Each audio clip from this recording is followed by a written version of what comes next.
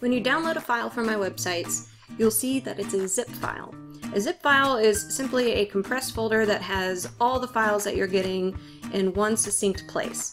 So in order to get the SVG file or JPEG or whichever one that you're needing for your project, you're going to need to unzip the folder first. So in order to do that, if you're on a Mac, just double click it and it's automatically going to unzip it and open it for you. But if you're not on a Mac, you're going to need software, which either you can buy something or you can use something free online.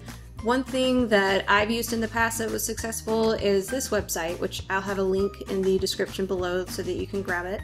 And it's just a free service that allows you to download individual files from inside of a zip folder. Just note that I am in no way affiliated with this, so make sure that you check it out and it's secure and it's something you feel comfortable with using. So what you're going to do is you go to the site, you'll see a big click here button, click on that, and you're going to find the zip file that you're trying to open.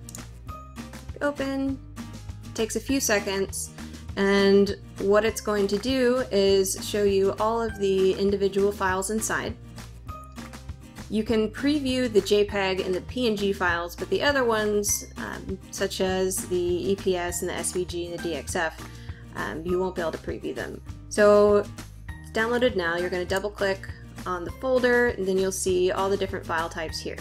So say you want the SVG, we'll just come over here, click the little download button, and it's starting to download now. And what it's going to do is just send that file to your downloads folder. So wherever you typically go after you download files on your computer to find them, that's where it's going to be. Easy as that.